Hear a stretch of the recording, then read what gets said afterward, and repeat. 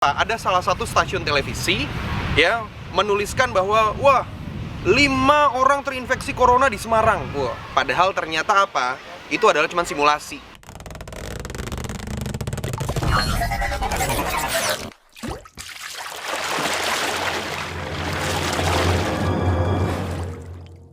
Halo semuanya, selamat datang di Jelas ID. Nah, hari ini mau ngebahas gini nih.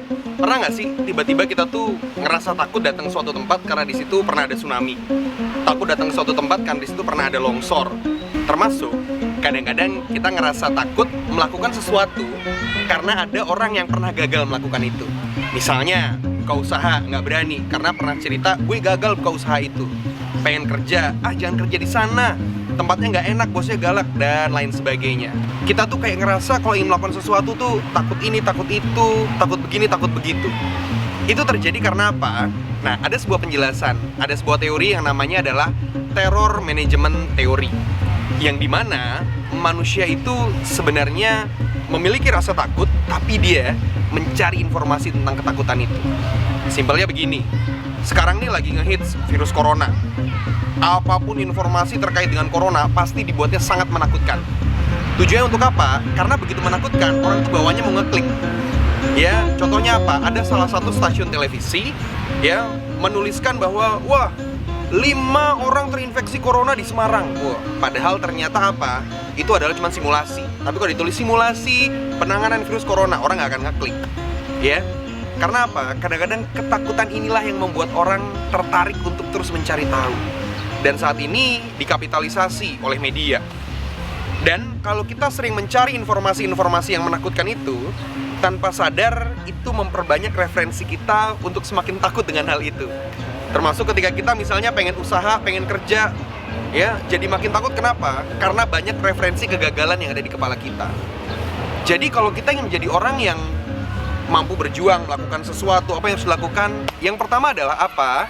Kalau di informasi masuk, mau menakutkan kayak mau apa, tenang dan gunakan logika. Kadang-kadang kita tuh suka terbawa emosi. Begitu kita terbawa emosi, otomatis apa bawaannya? Panik. Begitu panik, oh iya nih, kayaknya nggak bisa nih kayak gini. Yaudah deh, nggak usah deh, saya nggak usah ngelakuin ini deh, udah. Ya. Tapi kalau kita pakai logika, kita bisa nganalisa. Oh, ini kan terjadi di orang itu. Kayaknya orang itu waktu itu ngelakuinnya begini, jadi saya harus begini dan lain sebagainya. So, gunakan logikanya. Dan yang kedua adalah pastikan kita mengkonfirmasi informasi. Bawaan kita tuh kadang-kadang kalau udah panik tadi ya, kita tuh nggak konfirmasi. Bawaannya langsung, wah bener nih, tanpa dikonfirmasi. Makanya tadi pertama, pastikan tenang dan gunakan logika, habis itu konfirmasi informasinya. Dan yang ketiga, jangan mengeneralisasi.